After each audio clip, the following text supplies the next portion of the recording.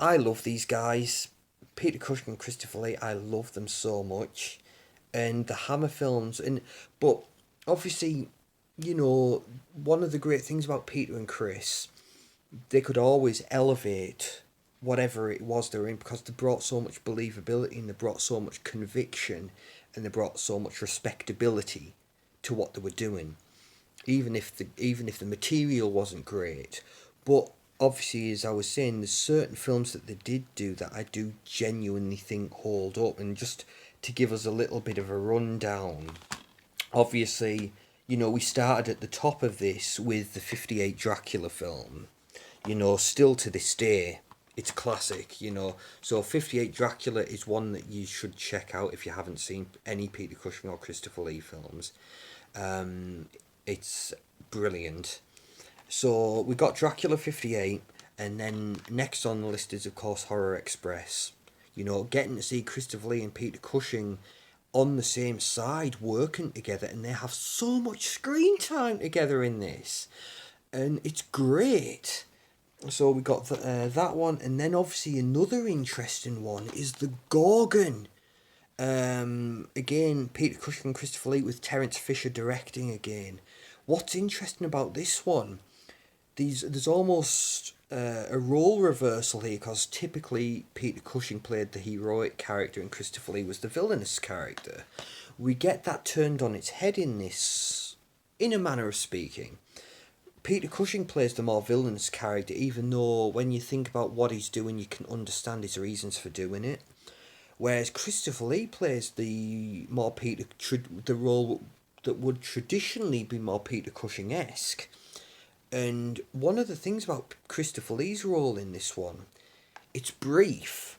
He's only in about 15 minutes, but what's interesting is it's so unlike the other roles that Christopher Lee's played because it's very quirky because he plays basically this eccentric professor, and you can tell that Christopher Lee's having a ball playing this character, and he's got such a wonderful energy, such, as we say, a quirkiness and eccentricity here, and he's such a joy to watch. I might go so far as to say it could even be my favourite Christopher Lee performance because it's so different and it's like a breath of fresh air. Even though, as you say, he's only in about 15 minutes of the film, it's a memorable 15 minutes and he's a real joy to watch in this one. So that's the Gorgon.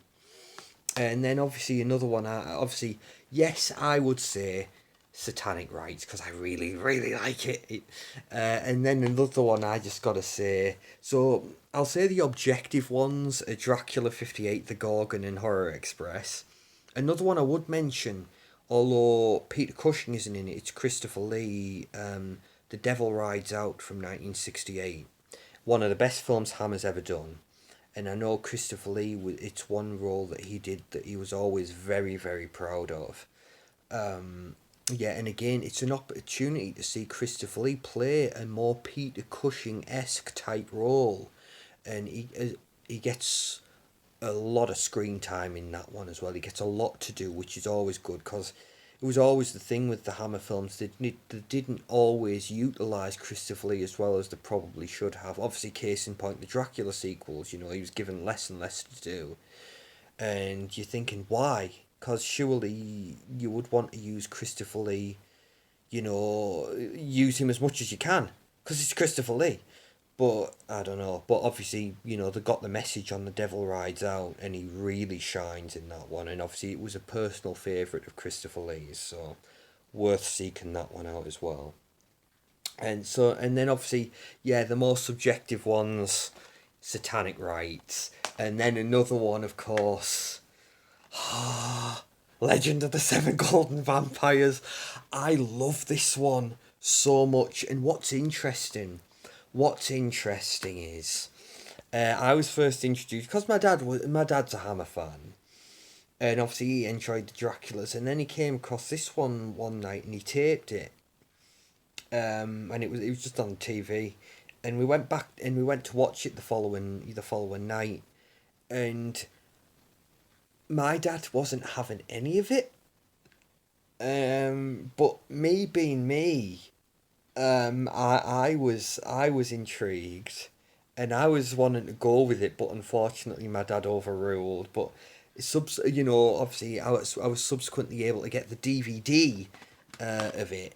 Um, Unfortunately, this has gone out of print now. What I will say is, I adore the cover art on this one. I prefer the cover art here to the one on the Shout Factory Blu-ray. I mean, granted, it's individual preference, but obviously this is schlock. It is unabashedly. It's obviously this came out in '74, so we're in the shadow of Enter the Dragon now. So it's like Hammer looking for new ideas and new things that they can try. It's like, okay, let's team up with the Shaw Brothers, and Enter the Dragon was great. So let's put Kung Fu in our movie. So obviously this one, um, Peter Cushing's back as Van Helsing.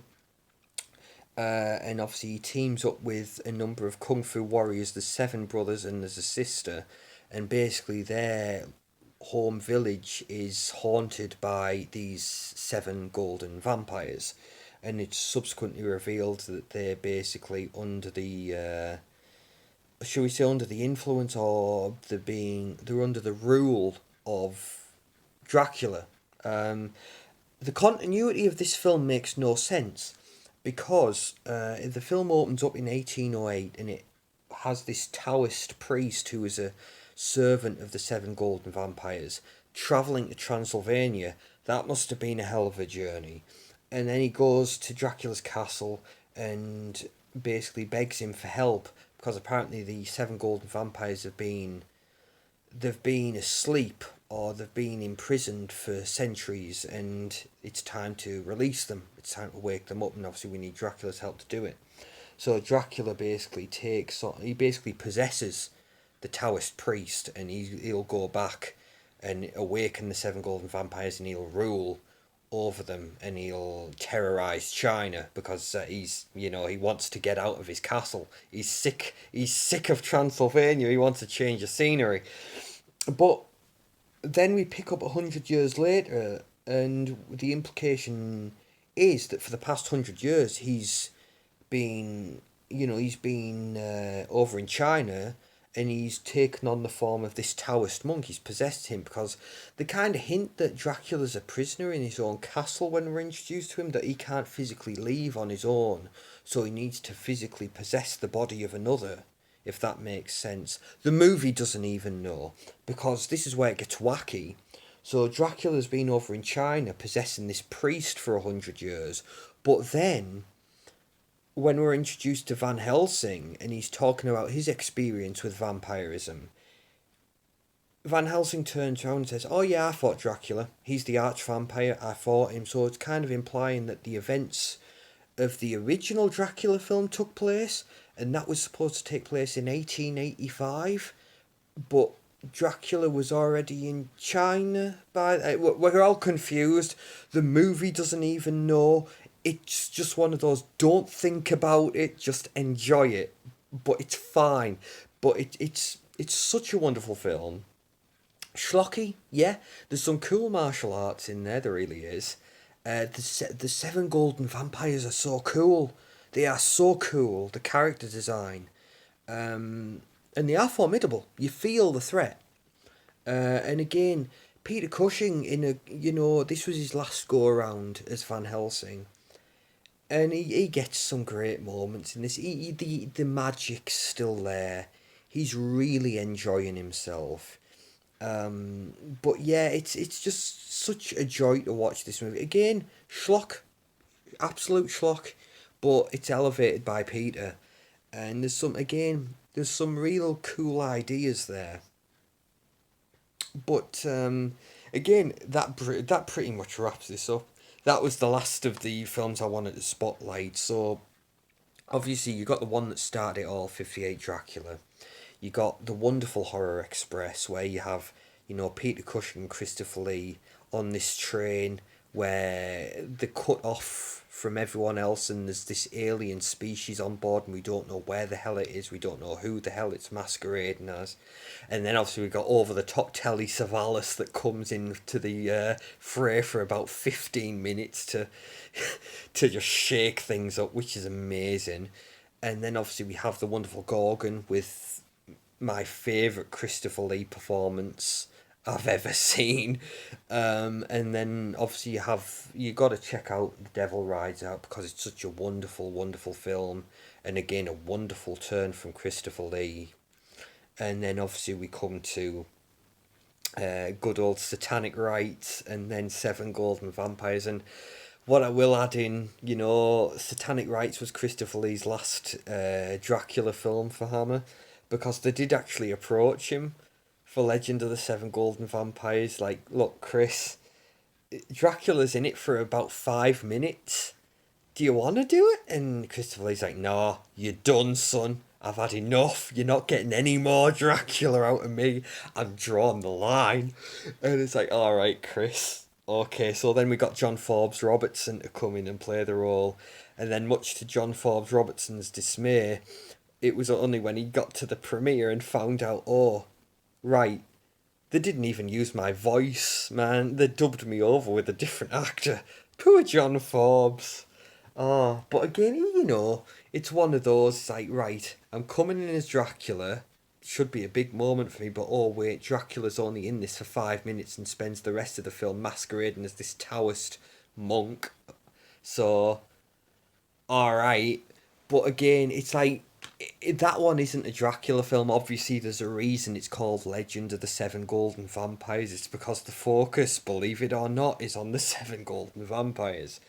But it's one of those, it's really interesting, to see a different cultural take on it as well. Obviously a more Eastern, Oriental take on vampirism.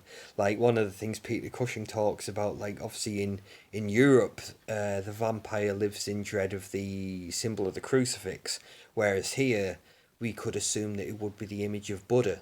So it's just real little cool little things like that. But again, this brings this to a close. And again, just it was so nice to just talk about, because obviously I grew up basically with this stuff, as bizarre as it sounds to say, but, we got such an embarrassment of riches now. The fact that these soundtracks, are so readily available now.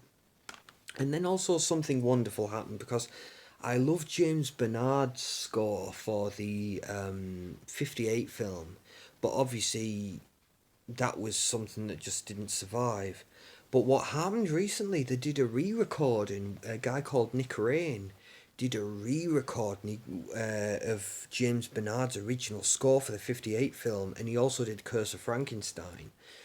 And that's now available to get on CD, so I'm gonna have to get that. Also, the soundtrack to Seven Golden Vampires is available. This is another one, like the Horror Express score by John Stacavas, or you can get it on YouTube officially. Whereas obviously you could only get selections from the Horror Express score. Looks as though you can get the full thing for Seven Golden Vampires on YouTube. So it's all worth checking out because it's really, really good stuff. But again, Peter Cushing and Christopher Lee, they are just, they're a big role or big factor in my love for movies. I'm such a fan. They've made an indelible mark in my love for movies. So it was so nice to just go back and talk a bit more about them because it's been so long.